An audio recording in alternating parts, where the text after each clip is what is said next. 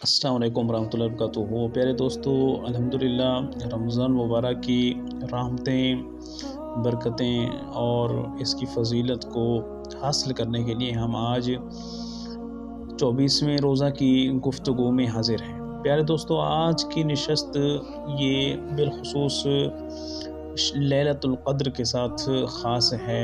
शब क़द्र की फ़जीलत और ये रात इस उम्मत को क्यों अता की गई और ये रात मख़फ़ी क्यों रखी गई, वो कौन सी राज की बातें थीं जिसकी वजह से इस रात को पोशीदा रखा गया और ज़ाहिरी तौर पर इसको बयान नहीं किया गया, और इस रात को शब क़द्र क्यों कहा जाता है, इसकी वजूह तस्मिया वो भी हम पेश करेंगे और इसकी फ़जीलत भी पेश करेंगे अहादीस की रोशनी में।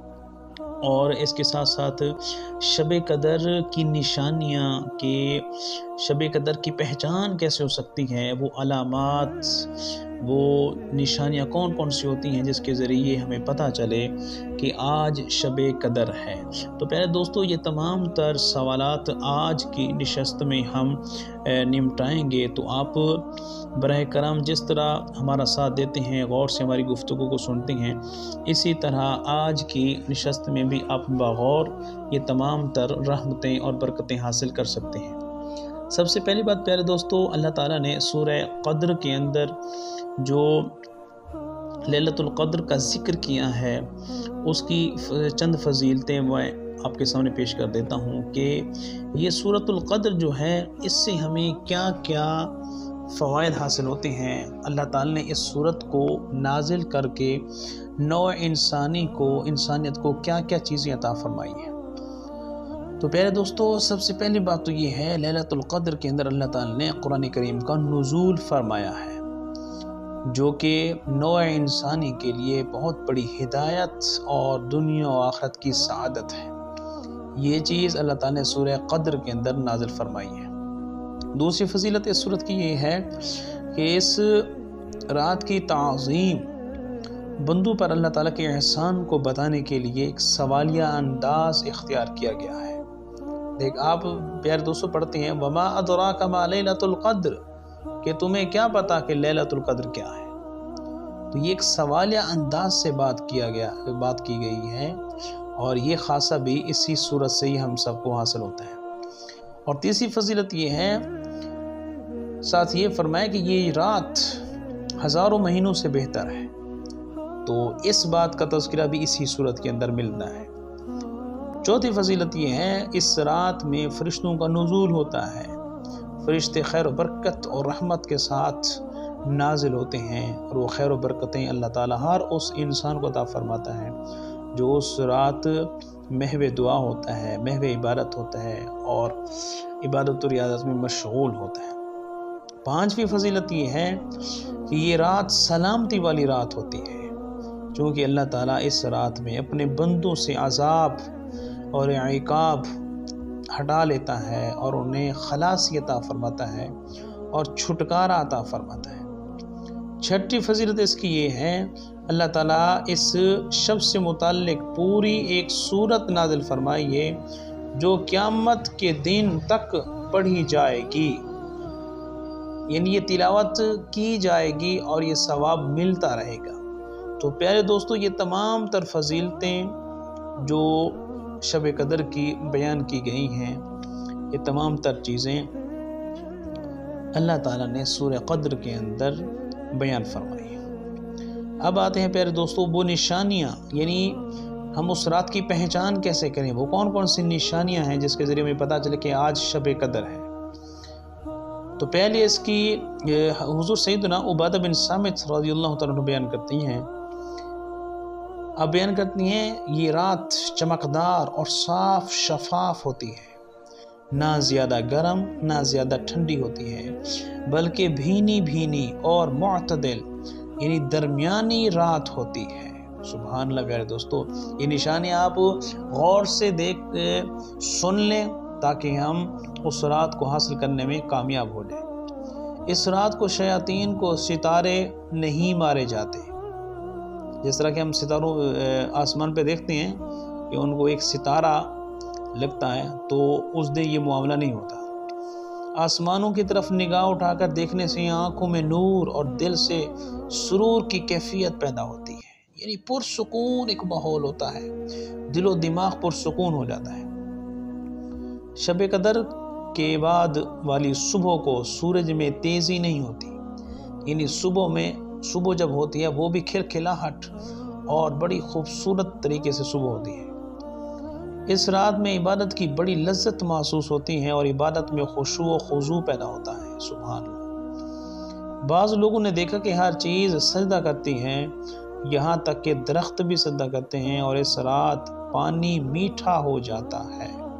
تو پیارے دوستو، یہ تمام تر وہ نشانیاں ہیں جس کے ذریعے اللہ تعالی شب قدر کو نازل فرماتا ہے، اور وہ رات شب قدر کی رات ہوتی ہے۔ پیارے دوستو، اب ہم آتے ہیں یہ رات اس امت کو کیوں عطا کی گئی۔ سبحان اللہ۔ امام مالک رحمۃ اللہ تعالیٰ نے یہ حدیث بیان فرمائی ہے۔ آپ بیان کرتے ہیں کہ جب رسول اللہ صلی اللہ علیہ وسلم کو سابقہ لوگوں کی عمروں سے آگاہ کیا گیا کہ ان کی عمریں اتنا 100 سال، 1000 سال، 1500 سال، 1400 سال، جب ان کی عمروں کا علم دیا گیا، ان کو بتلایا گیا آقا کریم علیہ السلام کو، تو آپ نے ان کے مقابلے میں اپنی امت کے لوگوں کی عمر کو کم دیکھتے ہوئے یہ خیال کیا کہ میری امت کے لوگ اتنی کم عمر میں سابقہ امتوں کے برابر عمل کیسے کر سکیں گے۔ سبحان اللہ۔ پیارے دوستو، آقا کریم علیہ السلام نے یہ دل کے اندر خیال کیا کہ میری امت کے جو لوگ ہیں ان کی عمر تو بہت کم ہے اور ان کی عمریں بہت زیادہ ہیں، لہذا ان کے اعمال تو بڑھ جائیں گے۔ تو پیارے دوستو، آقا کریم علیہ السلام کے دل میں جب یہ بات آئی تو اس وجہ سے حضور نبی کریم علیہ السلام کو اللہ تعالیٰ نے لیلۃ القدر عطا فرمائی، جو 1000 مہینوں سے افضل ہے۔ سبحان اللہ، 1000 مہینوں سے افضل ہے۔ اب ان کی عمر جتنا بھی ہوں، اللہ تعالیٰ نے اس امت کو یہ خاص عطا فرمایا، یہ انعام عطا فرمایا اپنی بارگاہ سے کہ 1000 مہینوں سے افضل یہ رات عطا فرمائی۔ حضرت عبداللہ ابن عباس رضی اللہ عنہ بیان کرتے ہیں کہ حضور نبی کریم علیہ السلام کی بارگاہ میں بنی اسرائیل کے ایک شخص کا تذکرہ کیا گیا جس نے 1000 مہینوں تک اللہ تعالیٰ کی راہ میں جہاد کیا تھا۔ تو پیارے دوستو، آقا کریم علیہ السلام کو اس شخص پر تعجب ہوا کہ اس نے اتنا عبادت کی۔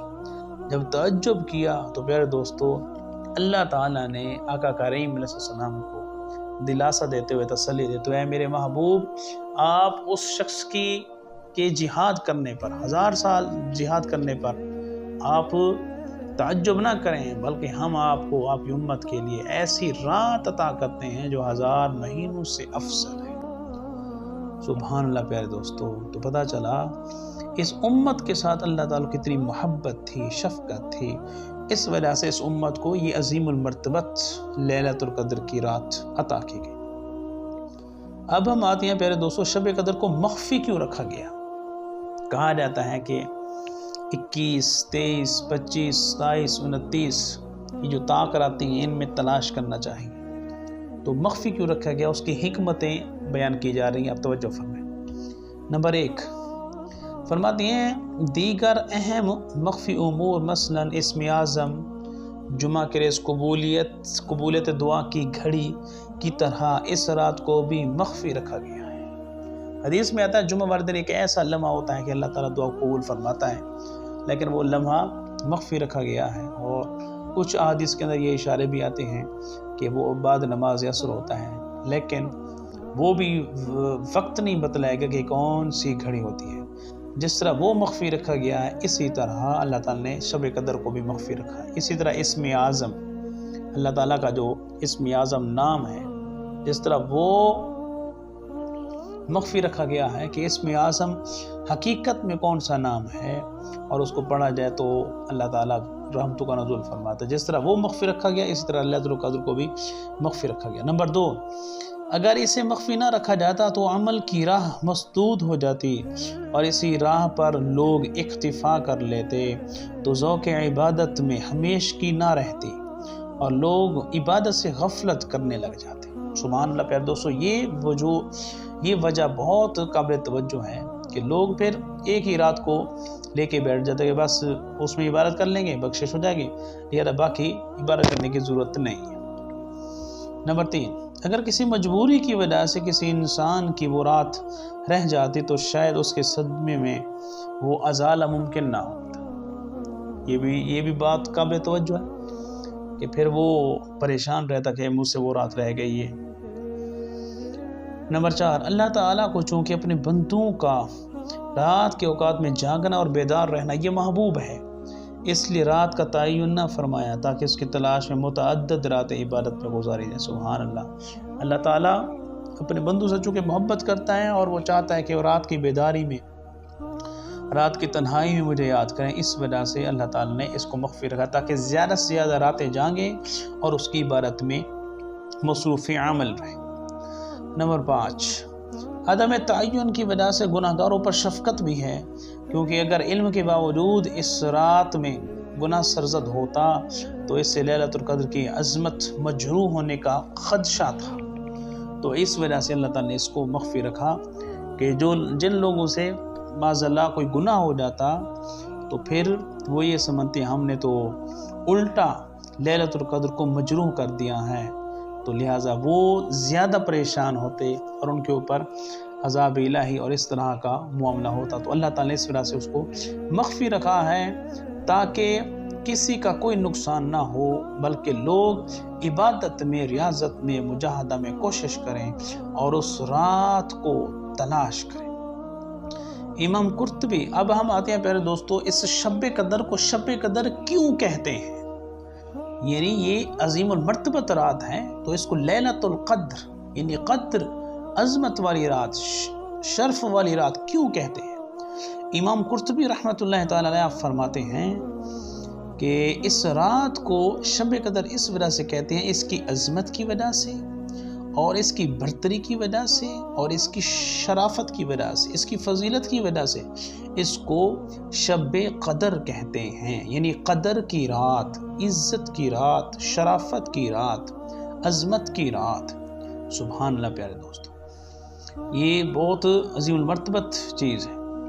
امام فخر الدین رازی رحمۃ اللہ تعالی علیہ فرماتے ہیں اس رات میں اللہ تعالی نے اپنے قابل قدر کتاب، قابل قدر امت کے لیے صاحب قدر رسول کی معرفت نازل فرمائی، یہی وجہ ہے سورت میں لفظ قدر 3 مرتبہ آیا ہے۔ سبحان اللہ۔ امام فخر الدین رازی نے قابل توجہ یہ بات فرمائی ہے کہ اللہ تعالی نے اس سورت کے اندر لفظ قدر 3 مرتبہ ارشاد فرمایا ہے، جو کہ اس سورت کی قدر و منزلت کی طرف اشارہ کرتا ہے۔ اسی طرح حضرت عبداللہ بن عباس رضی اللہ تعالیٰ عنہ بیان کرتے ہیں اللہ تعالیٰ نصف شعبان کی رات کو تمام فیصلے فرما لیتا ہے، اور چونکہ اس رات میں اللہ تعالیٰ کی طرف سے 1 سال کی تقدیر و فیصلے کا قلم دان فرشتوں کو سونپا جاتا ہے، اس وجہ سے یہ لیلۃ القدر کہلاتی ہے۔ یعنی فیصلے وہ شب برات کو ہوتے ہیں، لیکن جو قلم دان ہوتا ہے اس کی سربراہی ہوتی ہے، اس کے کام کرنے کے جو اوقات ہوتے ہیں، اللہ تعالیٰ وہ لیلۃ القدر شب قدر میں فرشتوں کو سونپ دیا جاتا ہے کہ یہ کام تمہارے پاس ہے، یہ کام تم نے کرنا ہے، اور وہ اپنے ڈیوٹی کے اوپر لگ جاتے ہیں۔ سبحان اللہ پیارے دوستو، یہ بات بھی قابل توجہ ہے۔ اور اس کے ساتھ ساتھ امام خازن رحمۃ اللہ تعالی علیہ صاحب تفسیر خازن آپ فرماتی ہیں اس شب قدر کو شب قدر اس وجہ سے کہتے ہیں، اس رات آسمان سے فرش زمین پر اتنی کثرت کے ساتھ فرشتوں کا نزول ہوتا ہے کہ زمین بھی تنگ ہو جاتی ہے، یعنی بہت زیادہ فرشتوں کا نزول ہوتا ہے، زمین تنگ ہو جاتی ہے، زمین کے چپے چپے پر اللہ تعالیٰ کی رحمت برس رہی ہوتی ہے، اس وجہ سے اس کو شب قدر کہتے ہیں۔ سبحان اللہ۔ اسی طرح امام ابو بکر الوراق وہ کہتے ہیں شب قدر کو شب قدر اس وجہ سے کہتے ہیں، یہ رات عبادت کرنے والوں کو صاحب قدر بنا دیتی ہے، اگرچہ وہ اس سے پہلے اس کے لائق نہ ہو۔ سبحان اللہ پیارے دوستو، یعنی شب قدر انسان کو لائق کے قدر بناتی ہے، یعنی انسان کو شرف دیتی ہے، انسان کو فضیلت دیتی ہے، انسان کو اللہ تعالیٰ مرتبہ و مقام عطا فرماتا ہے۔ تو امام ابو بکر الوراق رحمۃ اللہ تعالی علیہ آپ فرماتے ہیں اس وجہ سے اس کو شب قدر کہتے ہیں۔ پیارے دوستو الحمدللہ یہ پرمغز گفتگو آپ نے سنی. آپ سے اتنی ریکویسٹ ہے خدا را آپ ہماری ویڈیوز کو سنتے رہا کریں. ویسے بھی آپ سنتے ہیں، آپ کی محبتیں برقرار ہیں، اور اس کے ساتھ ساتھ آپ ہماری ویڈیوز کو شیئر بھی کیا کریں اور بقیہ ویڈیوز بھی سنیں. اسی طرح کی ہم خوبصورت گفتگویں آپ کے سامنے پیش کرتے ہیں. اللہ کریم ہم سب کو دین متین کی خدمت کرنے کی توفیق عطا فرمائے اور آپس میں دین سیکھنے سکھانے کا ماحول بنانے کی توفیق عطا فرمائے.